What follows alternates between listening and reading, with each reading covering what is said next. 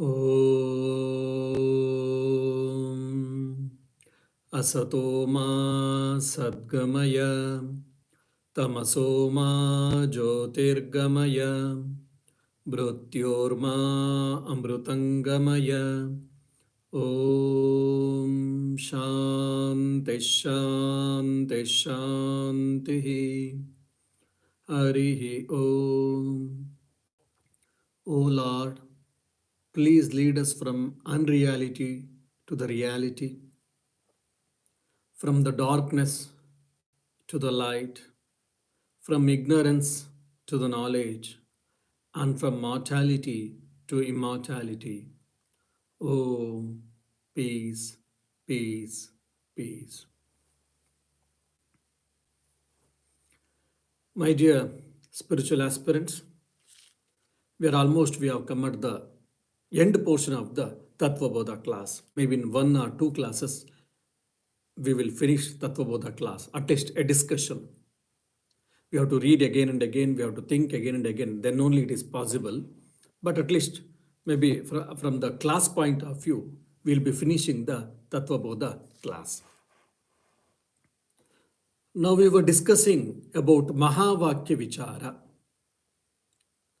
means the discussion on special sentences.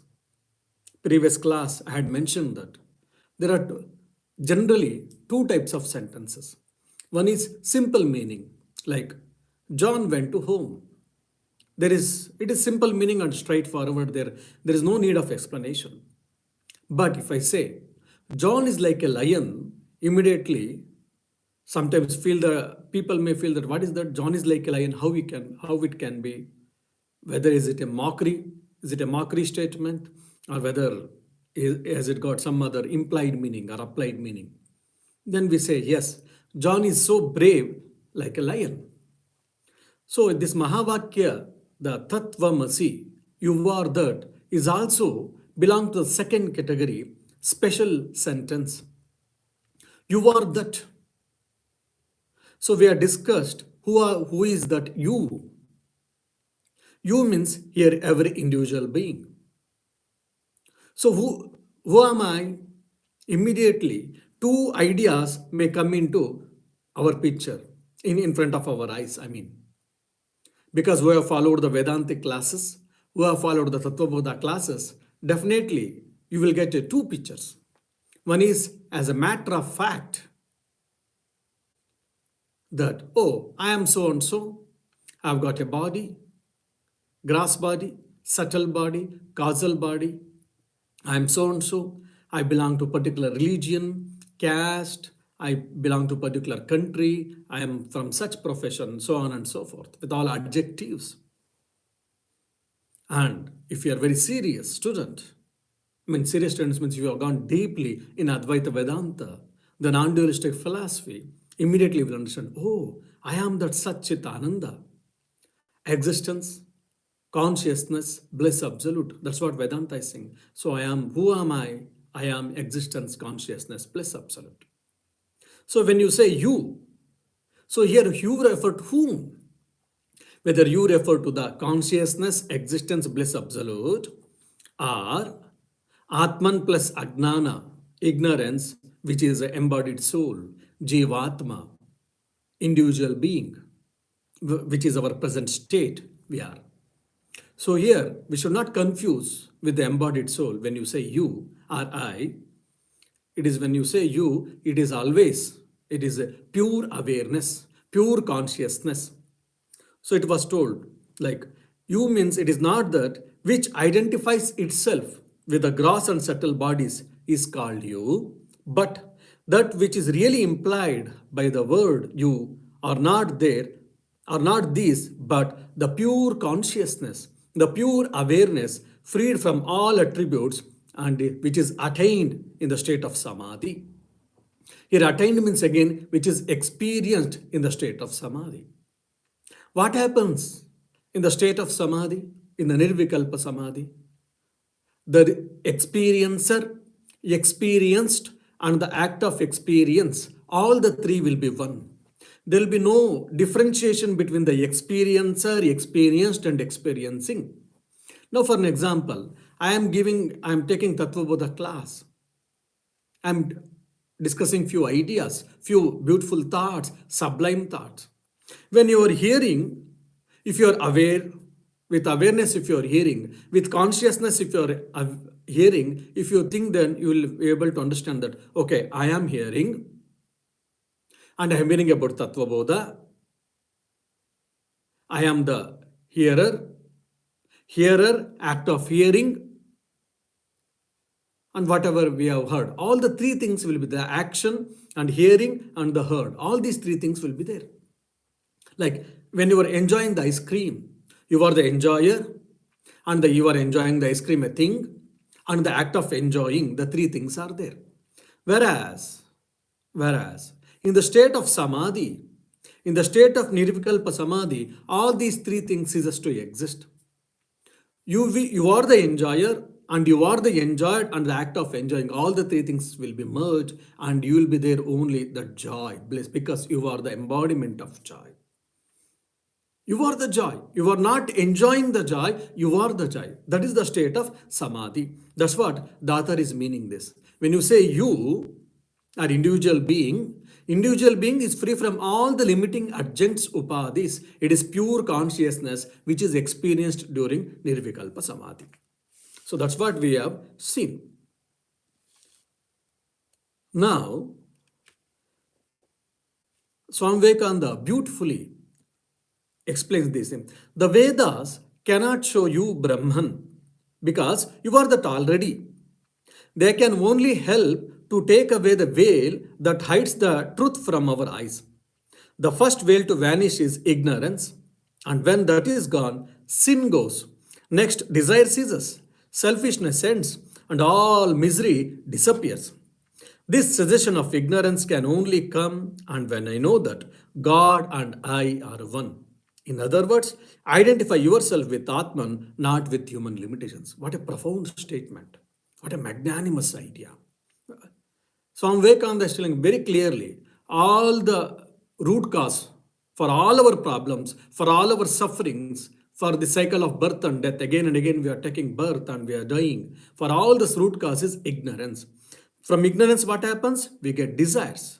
And to fulfill our desires, we work and it produces the results, and which binds us. And to fructification of karma, to enjoy or suffer for that karma phala, fruits of action, we have to take birth. And it goes on and goes on and goes on. The moment when ignorance is destroyed, when the ignorance is removed, what happens? Immediately, all your desire ceases to exist because your mind ceases to exist and your thoughts ceases to exist. And there will be no more so-called individuality. Actually, the meaning of individuality means it is indivisibility, actually. That's what Vivekananda tells beautifully in one of his lecture. And no more sins, no more desires, and no more selfishness, and no more miseries. All these things ceases to exist, and you will be the happiness. You will be the embodiment of happiness or joy or bliss. That's what Swami Vivekananda is saying. So why should I study Vedanta? Why should I study non-dualistic philosophy? Because you are blissful, your nature is blissful, but unfortunately you have forgotten to remember you, to remind you, and to remove the unwanted thoughts, to remove the ignorance. That's what Vedanta is seeking help. So Vedanta is not giving any new thing, rather Vedanta is removing which is as a bondage, which is creating a bondage, which is acting as a hindrance for yourself. That's what I remove. That's what Swami Vivekananda says. And what happens? Then I and God both are one and the same. That's what Swami Vivekananda says. Now the second part of Mahavakya, we are going. Now who am I? In the you are that, what we have tried to understand who is you. Now that, what is the word that? That, tat or that refers to he who is qualified by is God, is Ishvara. Who is God? Who is Ishvara? He is qualified by the powers of all-knowingness. The Lord is understood by that in the direct meaning. In the simple meaning, in the literal meaning, or in the direct meaning, Tat means Ishvara. The Lord, when you say immediately, oh, He is omniscient, He is omnipresent, and is omnipotent, is all powerful, is the creator of the world, is the sustainer of the world, is the dissolver of the world, he has got all the powers, is the Lord of the universe, is the Lord of the all beings. So many upadhis, even these are also limiting adjuncts which we superimpose on God, on Brahman. The moment when we hear about God, the moment when we hear about Ishvara, all these things comes into our picture. Just like when I say you, so when I immediately when I say human being or individual being, immediately, oh, he has got a physical body, he's got a gross body, he's got a subtle body, he's got a causal body, is limited by so many things. All these things came into picture ours, into our mind. So similarly, when we say Lord, when we say God, when we say Brahman, all these type of ideas we do get in our mind. But the author is saying that no, that is a direct meaning or simple meaning, you may feel that, but here it is not that. Because here we are supposed to say implied meaning or applied meaning. What is that? That is pure consciousness which is free from all the attributes. Is the creator, if free from that, is the sustainer, free from that, is the dissolver or destroyer, free from that, is omniscient, free, omnipresent, omnipotent, all these limiting adjuncts which we are superimposed on the God, you also remove all that. Is it not? No, we are not mentioning that. Here in the Tattva, we have to take as just pure consciousness. That is what our intention is. That is what the Vedanta Vakya it is telling here. Just like in the you removed all the limiting adjuncts and you take as a pure consciousness, you try to understand as a pure consciousness. In the that also, just you try to understand pure consciousness without any limiting adjuncts like omniscient, omnipresent, then omnipotent. Then in this way, God and living beings, human being or individual beings are non-different. There is no difference. Essentially, there is no difference between individual being and also the supreme being, or individual soul and also supreme soul, with individual spirit and with the supreme spirit. Because there is no difference in consciousness. There is no difference in awareness. Sat Chit Ananda. This is the nature of the individual as well as even the God, with free from all the adjuncts. That's what when you are that, like I and God both are one and the same, when we means that from the sense of pure awareness, pure consciousness, we are one and the same. That we have to understand very clearly. Probably I gave this example again once more. I will repeat just for to make our understanding clear. Just for an example, there is a pond and also there is a river. Now, if you see quantitatively, the amount of water in the river and the amount of water in the pond, if you compare, definitely there's a huge difference. Then how it can be same? You are saying, Swamiji, you are both as one and the same. How is it? The content of the pond is water H2O, and the content of the river is nothing but water H2O. From the point of matter, from the point of content which is in the river and as well as in the pond, both are water H2O. From that point of view, both are one and the same. Probably I'll give one more example. There is a golden bangle which weighs 20 grams or 30 grams. And there is a golden statue, maybe Lord Shiva's statue is there, which weighs 3 kgs. Or both are one and the same. When I say, then you say, have you, Swamiji, have you lost your senses? Why? Because the bangle is so small in the size, which has got 30 grams. And here the Lord Shiva statue is made up of full gold and which is 3 kgs, 3000 kilograms. And where is 3000 kilograms? Where is 30 grams? 2 zeros are extra. How can you say both are one and the same? If you ask, yes, because the content of the golden bangle and the content of the Lord Shiva statue, both are gold.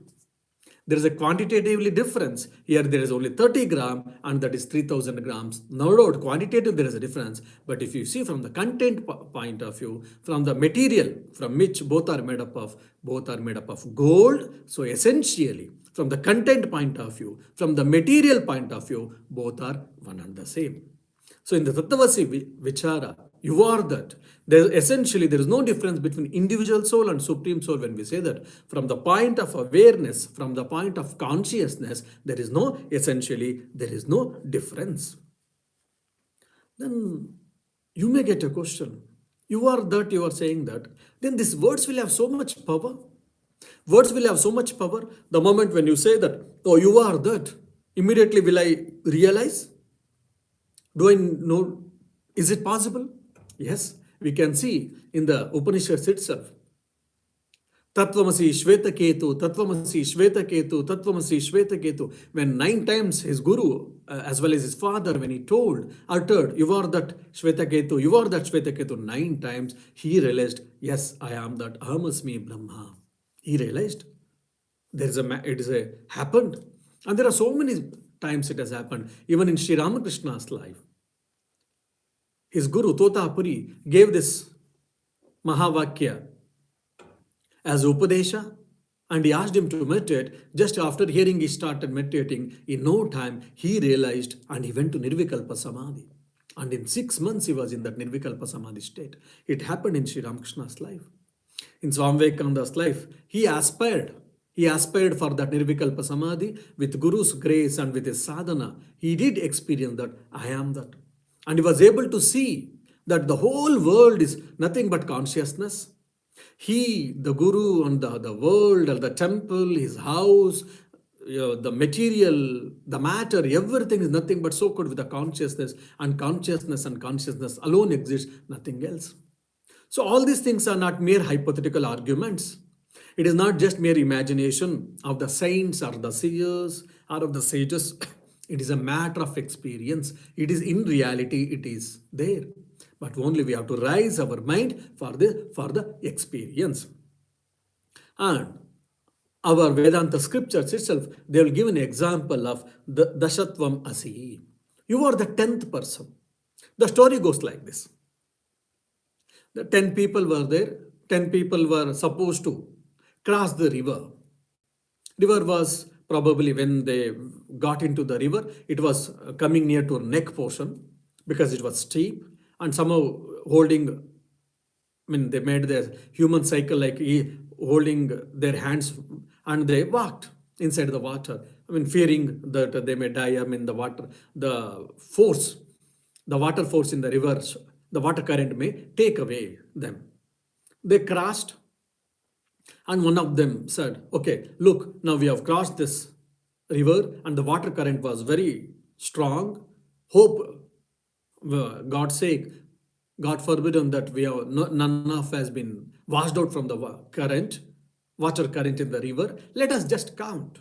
He started counting. 1, 2, 3, 4, 5, 6, 7, 8, 9. Oh, only 9 people. There is no 10th one. Oh my God. That means river has taken away someone. Oh my God. Then someone said, oh, you are weak in maths. Fine. Wait, I will count. 1, 2, 3, 4, so and so 9.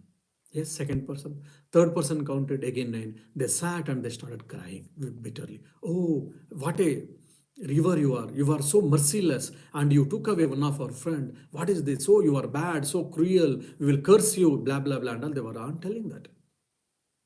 They were sitting and they were crying and they were cursing the river and they were cursing the Almighty probably. All these things were happening.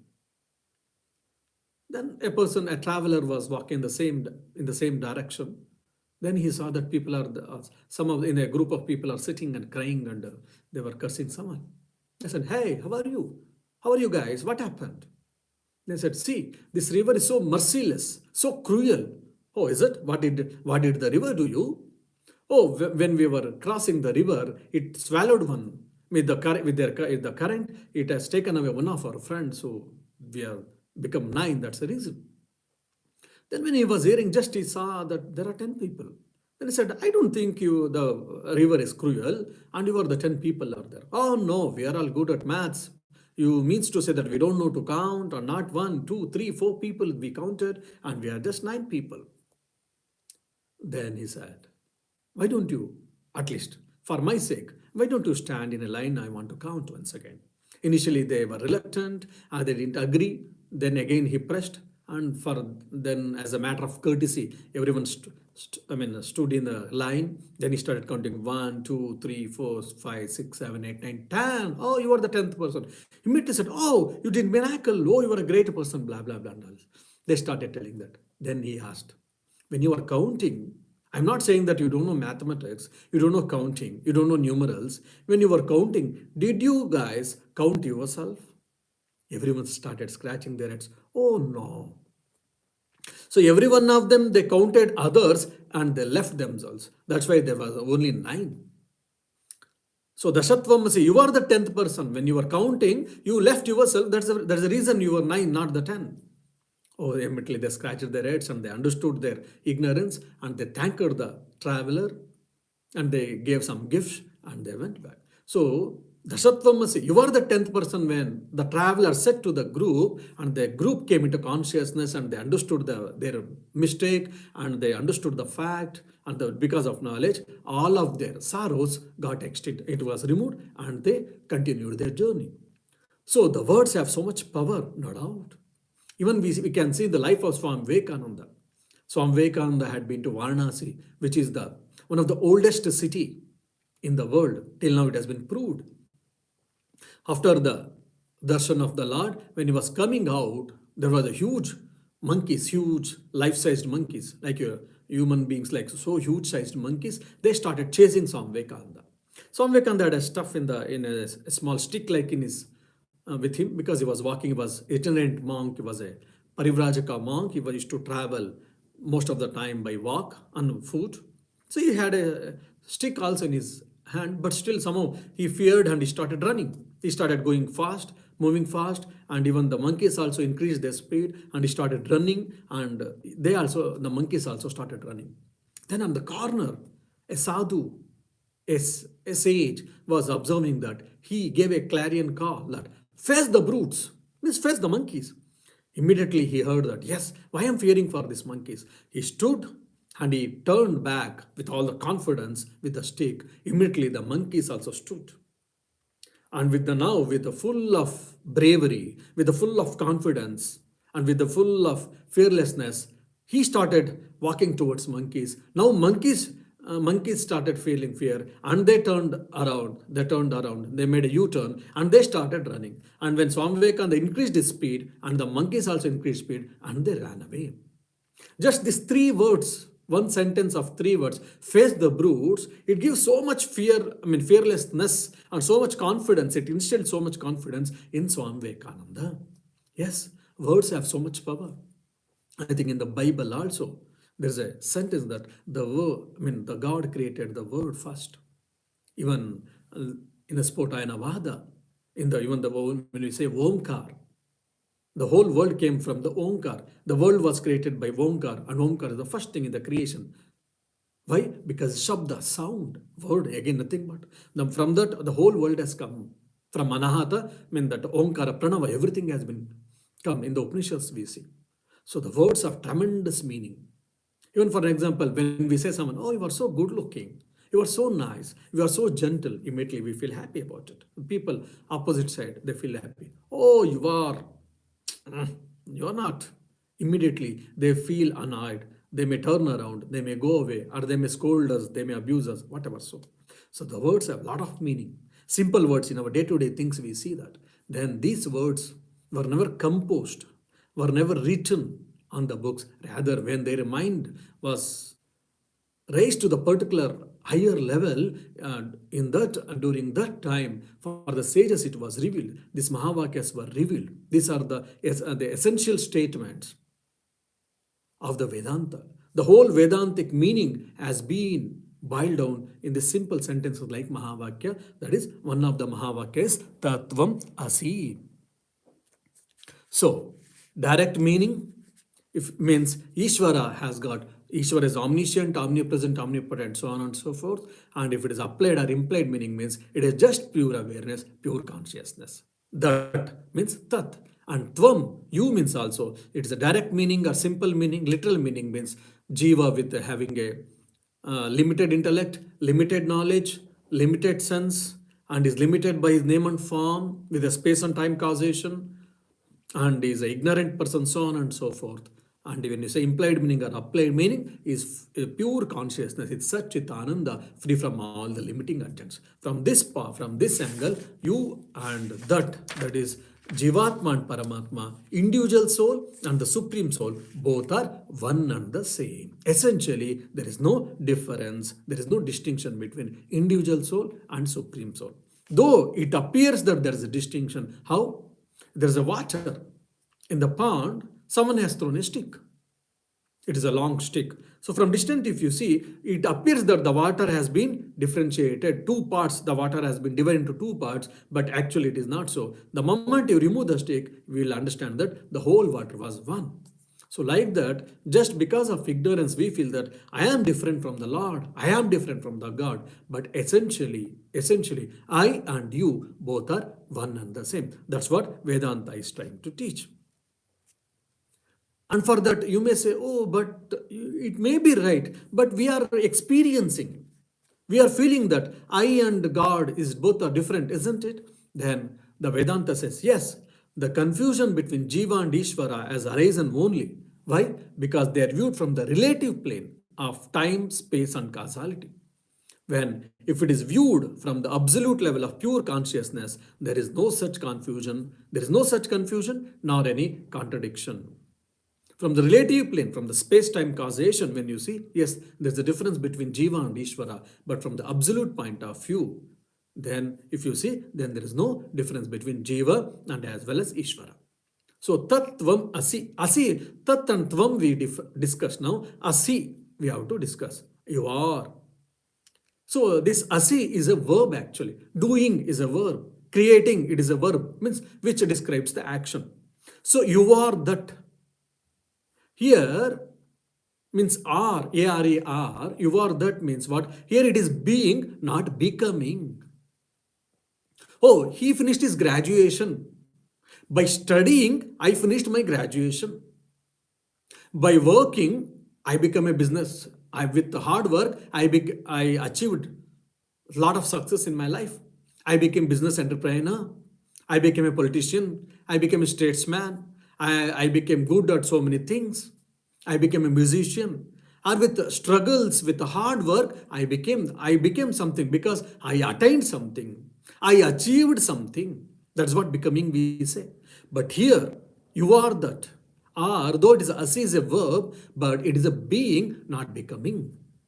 Now, probably to make you still clear from the philosophical point of view, why it is being and not becoming, I would like to explain. I don't know how many of you will be able to understand, but just probably if you can understand the logic behind this, you'll be able to. According to the philosophy, Indian philosophy, and especially from the Upanishad, based on the Upanishads, which is the essence of the Vedas, essence of all the knowledge, the non-dualistic philosophers discuss that the results of action, when we are classified broadly, the results of action are of four types. Apya, Samskarya, Vikarya, Utpadya. Oh, Swami, come on. Please don't tell Sanskrit words, which is a Greek and Latin for us. Please tell something in English, which we can understand. Yes, of course, I know that. Now, Apya. Apya means what? A result by performing action. By performing action, I get some result. I attain something. I reach something. For an example, I am today morning, we had a Dublin City Interfaith Forum meeting. So I am in the D15. I had to D2. Dublin 2 had been there because the meeting venue was there. So I reached there. I went and I attended the meeting and so on and so forth. Because I reached there. So because of my action, or one of the devotee she took me in the vehicle for there. So by action, I reached there. Karma, again, this action. But whereas, when I say that I am realized person, I got realization, self-realization came, it is not due to action, because already I am that. So it is not from apya. And the second is samskarya. Oh, in the house, if you see, there's a lot of dust. Then you clean it with a vacuum cleaner, you clean. You remove all the dirt, you remove all the impurities. So by action, you will be removing all the dirts or impurities. And the third is vikarya. Vikarya is modification. Life. Milk has been converted, milk has modified into yogurt. And what you say, the wax or some, the ghee. So the ghee was never ready. From milk, it became curd, and afterwards butter, and it became ghee. So it is a modification. It is called vikarya. And utpadya, a result in the form of a product. For example, this cloth, how it got? Oh, first there were threads was prepared, and the threads, when it was closely connected, and this cloth was made. This is a product. Finally, this is a final product, isn't it? So, like that, the moksha or the mukti is neither it is attainable, nor it is removed all the impurities you remove, then you get it, or it is not a modification, or it is not in the form of a product, like even for example, a cloth, I say that, and light, or the building, or the pot, any matter for that matter, any product which we see in the markets. So the moksha or mukti or attaining gnana, attaining knowledge is not from all these four things. Why? Because reaching, purifying, modifying, and making are the four results attained by action, which we saw now. But self-realization is not a product because it is eternal. In self-realization, what happens? I understand who am I in reality, existence, consciousness, bliss absolute. That's it. I am already that. I am already that. So then where is the thing to attain again new thing? Where is the thing to remove? Where is the thing to modify? Oh, you do some modifications in your behavior, then you'll be okay. I'm feeling a lot of panic. I'm feeling a lot of nervous. I'm feeling stressful. Oh, you change your attitude, you change your behavior, then you'll be okay. That's what counselor says. So is that? No. Why? It cannot be reached. For example, now I was in D15, Dublin 15, I reached in Dublin 2. But here it cannot be reached, it cannot be attained because it is already you. Your real nature it is. And it cannot be purified because your real nature is Satchit Ananda, Atman, or the Brahman, which is pure consciousness. It is nothing but it is blemishless. It is blemishless like fire. And it cannot be modified because it is one whole thing. And it doesn't have a parts, it doesn't have any components, and it is not a matter at all. So it cannot be modified. So enlightenment is not a product or byproduct of any action. So it is a state of being, not becoming. So when you are asi, the verb are, A-R-E-R, when you do the translation. Okay, by doing something, I will be attaining that I am that, or you are that, will be attaining. No, we will not attain actually, because it is my real nature already. Already I was there. Only some outside things were there. We removed it. So in the process of enlightenment, we remove only ignorance, dirt, or we destroy the ignorance because self-knowledge is luminous. For an example, I have to see my face, I need sunlight. And if there is no sunlight, then I need electricity. Isn't it? But whereas self-knowledge, when I have that, what in self-relation, what do I have? I realize myself, I realize my oneself, and which is consciousness. It is not inert, it is consciousness. So it doesn't need any other external light, external force to understand who am I. So when you say you are that, it is a state of being and not the becoming. So in this Mahavakya, in this great scriptural statement, which is the essence of Vedanta, so it expresses the identity between individual soul and supreme soul as a supreme awareness. This identity establishes a unity between all living beings also. I and God both are one and the same, no doubt. And also, I, and for example, John, Meera, Mary, Stuart, Dermot, Catherine, Isabella, Rama, Krishna, Shiva, Muhammad, all of them are one and the same in reality. Oh, how come? I and God both are one and the same as a consciousness, you are saying, Swamiji. Then we are all, some are, male and some are female, some are boys and some are girls, and they belong to different countries, belong to different religions, different caste, creed, sex. How can you say that all of them are one? Because we are all human beings, because we are all Homo sapiens. Oh, from that point, no. Because we are all nothing but awareness or consciousness. For an example, we are in the Dublin city, we are receiving the water. Government is providing the water. We have got, say, for an example, 100 houses, say we have got 100 houses. Every house has got every tank. 100 tanks are there. If you see, examine the content of the 100 tanks, what it is there? It is a water. It is H2O. So you cannot say that, okay, my water in the water in my tank and the water in your tank, both are different. No, because the content is same, the material is same, both are water or H2O. So similarly, my content, the real, in reality, my content, which is Atman, consciousness, pure awareness, it is in every individual being, in every living being, is same thing, the same pure consciousness, pure awareness, it exists. Only the gross body, subtle body, causal body are different, no doubt. No doubt. That's the reason we all feel that we are all different, no doubt. But in reality, we are all made up of the same material. In reality, we are of the same material, that is pure awareness, pure consciousness. So there's the identity between all living beings, and there's identity between myself and the Supreme Lord, Supreme God, or Supreme Soul. So why should I love my neighbor? Why should I love my fellow beings? Because in reality, we are all made up of the same material, same matter. In reality, every one of us, we have got same material.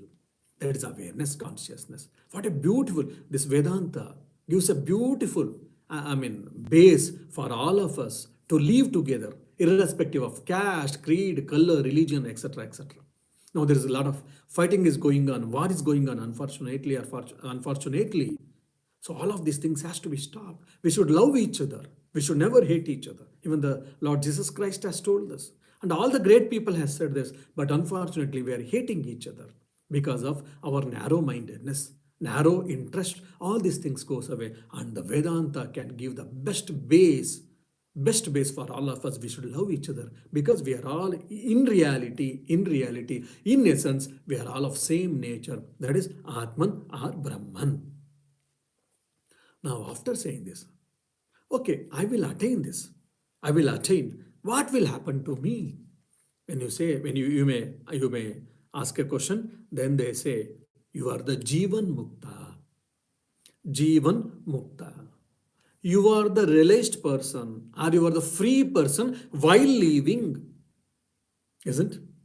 For example, Semitic religions, they tell that after your death, you will go to heaven, then the Lord or the God or the Almighty judges what you have done, the good things, and what bad things has been done from you. Will be weighed, and if you have done bad things, then you will be put into hell, and if you have done more good things, then you will be sent to heaven. So that's what emancipation for us. That's what that's what realization. Going to heaven. After death, we get it. Even in the dualistic schools of philosophy also, even in India, in Hinduism, the dualistic schools of philosophy also give such type of descriptions, explanations. Even the qualified Manuism, Vishishtadvaita also gives, but the Advaita is the only school of philosophy which tells that you can attain liberation, you can attain moksha, you can attain mukti while living in this empirical world, in this mundane world, in this body. That is the beauty of Advaita Vedanta. That is the beauty of non-dualistic philosophy. So while living in this earth, while living on this earth, while living on this empirical world, while living on this mundane world, we can be self-realized persons. We can attain self-realization. We can attain emancipation. Oh, Swami, just a minute. You said that just for some time before that through karma, 4 results are there and the realization is not from this. So you are saying that attainment. Oh, just for understanding's sake, this is the limitations of the language. When we say we are attaining self-realization, that means what? We are knowing ourselves, that's all. It is again, limited of the language. So it is not really attaining, rather removing the ignorance, that's all. So that is the beauty of Advaita Vedanta, the non-dualistic philosophy. So the Advaita Vedanta says that the moment you understand who are you, the moment when you attain self-relation, oh, does two horns comes to you? Does, I mean, you will get your pocket money will be increased, or probably you will be the better officer wherever you are working. And also, no, you will be a free person. You will be free from all the bondages. You will be ever free person while living. That's a, and now author says that. So, also, due to the teachings of a supreme teacher, those who have, with the help of the text of Vedanta, developed the understanding of Brahman in all the living beings are called liberated in life. That is the Jivan Mukta. This is a unique concept given by Advaita Vedanta, the non-dualistic philosophy. And this self-relation is attained or achieved. How? By the teachings of Guru and with the help of Vedantic texts. Now, why do we need it? When you say that, Swamiji, I'm self-realized person, my real nature, etc., then why do we need Guru?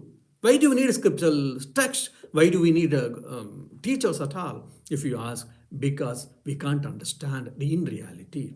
It is not very easy. It is maybe difficult, you can say, or it is very sublime, very subtle. There's a chance of misunderstanding it, wrong understanding. Probably if you remember my storytelling of the story of Virochana and Indra in the previous class. So Indra, again and again he approached the Guru and he understood from the Prajapati rightly, but Virochana, he misunderstood, he never came back and he expressed the same idea. He advocated the same idea in all his group, and that's why we started seeing, I mean, the society saw, the society witnessed the demons and all the crucifying acts. So that's why we need teacher. And the teacher, with the help of Vedantic statement, scriptural statements, he teaches what is real in reality, who are we, what is our real nature. Because he himself has studied it, he has mastered it, and there is no ambiguity for him, there is no paradox according to him. He has read, he has studied, he has understood, and he has experienced. That is why Sadguru, such type of people are called Sadgurus. It is not a name of a person, it is not a noun. Probably it is a pronoun. Sadguru is called pronoun. Whoever is the realized person, they are all called Sadgurus, who have understood the essence of Vedanta and who have experienced the essence of Vedanta.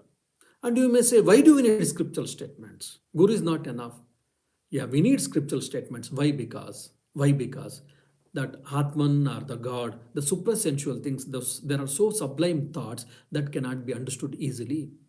For example, by perceptions or by inference, we can understand many things in the world, but these things, it is not possible neither by perception, nor by inference, nor by comparison.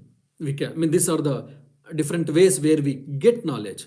That's what we say, Anumana, Pratyaksha, Upamana and all. But all these things through pramanas, through knowing ways, we cannot know who am I from scriptural statements. Shabda Pramana, we say, scriptural testimony. From this, we will be able to understand who am I. And it is not, again, manufactured someplace and all. No. Again, these are the experiences recorded at different times by the great people. They experience themselves and it has been recorded. With their help, we will be able to understand who am I.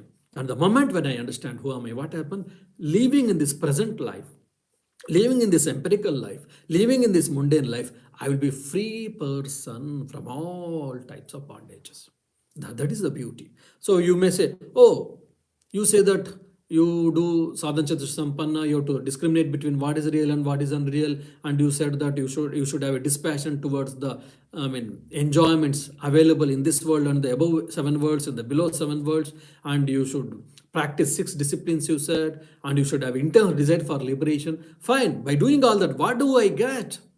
What do I get? Why should get away? And I'm getting away from all these worldly enjoyments, worldly pleasures. And what do I get? If you ask, if you practice all these 4 prerequisites, and when you study Vedanta, and when you think again and again Vedanta, and when you practice Vedanta in your life, what happens? You will be the Jivan Mukta. You'll be the free person living in this empirical life, in the present life, in this present birth itself. You'll be able to understand. The moment when you understand what happens, there'll be no more birth and death for you. Again, then entering into the mother's womb and again coming out, staying in the 8 or 9 months in the mother's womb, again coming out, starting from PKG or LKG or first standard, studying and again working and experiencing all type of things, and again dying and again taking birth. All these things will be free person, and there will be no more bondage, and there will be no more suffering, there will be no more unhappiness. These things are benefits, the profit of having the self-realization. And he will be the happiest person, he will be the blissful person at all times. It is not one time he is happy and sometimes unhappy. Like today I am happy and tomorrow whether I am happy, I will be happy, I don't know. It depends on so many things. But this Jivan Mukta, whatever it may come and whatever it may go, he will be happiest person at all times. No situation, no person, no circumstances can change, can shake his intellectual convictions, his understandings, and his mindset or his mind state, even state of the mind. Nothing can. Is it not a state of inertness? It is not a state of blankness. No, it is a state of bliss. It is a positive assertion. It is a positive, it is full of positivity. Whatever things may come and go, he will not be bothered because he understands that he is not body, he is not mind, he is not intellectual thoughts, he is not emotions, he is not all these things. Rather, he is different from all these things. These are mere instruments. The moment when he understands that, he will not be perturbed, he will not be moved away, he will not be carried over. That is the state of Jivan Mukta. And when we study Vedanta, when we practice Vedanta, when we do this Mahavakya Vichara, finally what comes? What is the result? What do we attain? What do we achieve? We achieve the Jivan Mukti state. Means attaining the emancipation, attaining the liberation, self-realization while living in this life. And how it happens? Or I mean, what is the state? If you ask, the author explains that just like an ignorant person he thinks that I am male or I am female, I am got a body, I have got a house, I have got so and so paraphernalias or adjectives. Just like he is very firm and is very convinced about all these things. So similarly, this Jivan Mukta, a liberated person, will be convinced as good as more convinced than the ignorant person that I don't have a body, or I have a body, I am not the body. I have a subtle body and causal body, but I am not them. I have a mind, but I am not the mind. I have got thoughts, but I am not the thoughts. I have got emotions, but I am not the emotions. I have got a house, but I am not the house. They are all instruments given by the God or given by the creation for the experience. For the only experience, I am not all of them. Such clear understanding will be there for him. So that clarity will be there in his understanding. So nothing, no thing or nothing can shake him. That is the beauty. That is the beautiful state of Jivan Mukta. A person who is liberated in living in this life. So what is his state?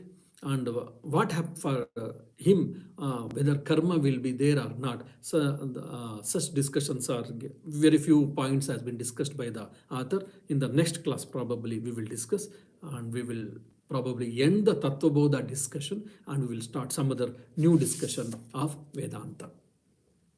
Om Shanti Shanti Shanti Hari Om Tat Sat Shri Ramakrishna Arpanamastu. Dear devotees, tomorrow it is a very blessed day where Bhagavan Sri Ramakrishna Paramahamsa, the prophet of the modern age, the incarnation of the modern age, has taken birth tomorrow. But for the devotees' sake, for their convenience, we are celebrating in Ayurvedanta Society. We are celebrating Sri Ramakrishna's birthday on coming Sunday, that is 6th March. So I request all the devotees to make use of this opportunity and to participate more in number and be the part of this unique celebrations, great celebrations. If someone of you are not able to come physically, you are welcome to attend the unique event even online. And probably in one class, in the next class, I'll be finishing the discussions of Tattva Bodha. And if need be, in one more class, I will discuss the whole from the first day to next week, whatever we have discussed in the one, as in a nutshell, I will recapitulate. Afterwards, I would like to take some other text on the Vedanta, and the listeners and the students of Vedanta, if you have got particular interest or particular thing, Swamiji, can you take this particular text? You can message, you can in the comment box, you can message, or you can message me also. So that based on the people's interest and also of my thinking, we shall try to take one more text on Advaita Vedanta, the non-dualistic philosophy. Thank you.